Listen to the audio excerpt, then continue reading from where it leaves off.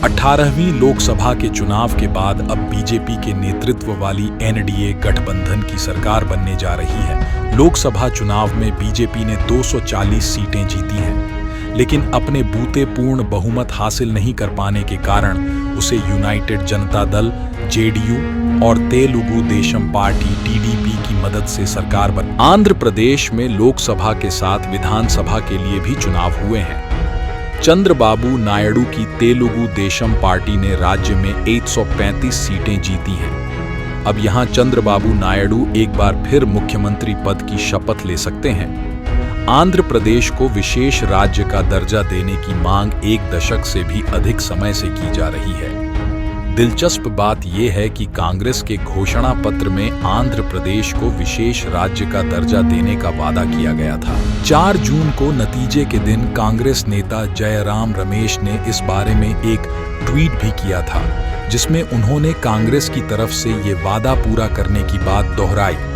अब जब बीजेपी को चंद्रबाबू नायडू और तेलुगु देशम पार्टी की जरूरत है, तो उम्मीद है कि चंद्रबाबू राज्य को विशेष दर्जा देने की बड़ी मांग करेंगे। इसके साथ ही बीजेपी को समर्थन देने का ऐलान कर चुके नीतीश कुमार के बिहार में भी विशेष राज्य का दर्जा दिए जाने की मांग उठी है। माना जा रहा है कि नीतीश कुमार भी बीजेपी के सामने बिहार के लिए ये मांग रख सकते हैं। ऐसे में ये सवाल पूछा जा सकता है कि किसी राज्य को दिए जाने वाला स्पेशल स्टेटस आखिर है क्या, और इससे विशेष राज्य का दर्जा पाने वाले स्टेट के लिए क्या बदल जाता है। भारत के संविधान ऐसे स्पेशल स्टेटस का कोई प्रावधान नहीं करता है। भारत में साल 1959 में गाडगिल कमेटी की सिफारिशों के तहत विशेष राज्य के दर्जे की संकल्पना अस्तित्व में आई। इसी साल असम, नागालैंड और जम्मू और कश्मीर को विशेष राज्य का दर्जा दिया गया था। गाडगिल कमेटी के फॉर्मूले के तहत स्पेशल कैटेगरी का स्टेटस पाने वाले राज्य के लिए संघीय सरकार की सहायता और टैक्स छूट में प्राथमिकता देने का सुझाव दिया गया था। स्पेशल स्टेटस पाने वाले राज्य के लिए एक्साइज ड्यूटी में भी महत्वपूर्ण छूट दिए जाने का प्रावधान किया गया था, ताकि वहां बड़ी संख्या में कंपनियां मैन्युफैक्चरिंग फैसिलिटीज स्थापित कर सकें। स्पेशल स्टेटस सामाजिक और आर्थिक भौगोलिक कठिनाइयों वाले राज्यों को विकास में मदद के लिए दिया जाता है। इसके लिए अलग अलग मापदंड निर्धारित किए गए हैं। पहाड़ी और दुर्गम भौगोलिक परिस्थितियों वाले क्षेत्र, कम जनसंख्या घनत्व और या पर्याप्त जनजातीय आबादी, अंतर्राष्ट्रीय सीमाओं से लगने वाला एक रणनीतिक स्थान, आर्थिक एवं ढांचागत दृष्टिकोण से पिछड़ा हुआ राज्य की वित्तीय स्थिति ठीक नहीं होना।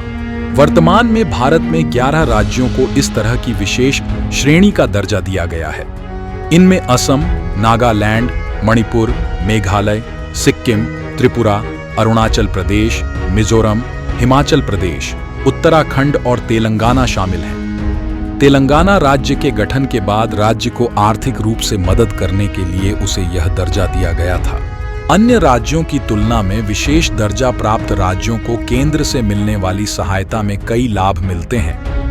पहले इन राज्यों को गाडगिल मुखर्जी फॉर्मूले के तहत केंद्र से लगभग 30% वित्तीय सहायता दी जाती थी, लेकिन 14वें और 15वें वित्त आयोग की सिफारिशों और योजना आयोग के विघटन के बाद विशेष श्रेणी के राज्यों को दी जाने वाली वित्तीय सहायता को अलग तरीके से शामिल किया गया। वित्त आयोग की सिफारिशों के मुताबिक राज्यों को दी जाने वाली यह राशि 32% से बढ़ाकर 41% कर दी गई है।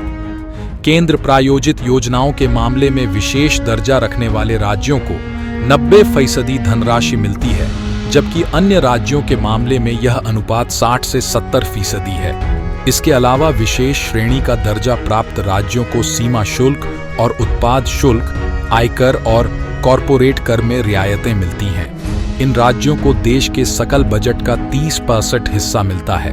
महत्वपूर्ण बात यह है कि यदि ऐसे राज्यों को मिलने वाली धनराशि बच जाती है, तो उसका उपयोग अगले वित्तीय वर्ष में किया जा सकता है, जिससे राज्य की अर्थव्यवस्था को लाभ होगा। साल 2014 में तत्कालीन आंध्र प्रदेश राज्य को आंध्र प्रदेश और तेलंगाना नाम से 2 राज्यों में बांटा गया था।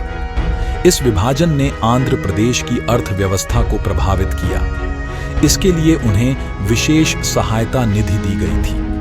आंध्र प्रदेश के वित्तीय केंद्र राजधानी हैदराबाद को तेलंगाना के हिस्से में देने के बदले में 5 वर्षों के लिए विशेष राज्य का दर्जा देने का वादा किया गया था, लेकिन इसे पूरा नहीं किया गया। इसके विरोध में चंद्रबाबू नायडू ने 2018 में एनडीए छोड़ दिया था। साल 2000 में तत्कालीन बिहार राज्य को 2 राज्यों, बिहार और झारखंड में विभाजित किया गया था।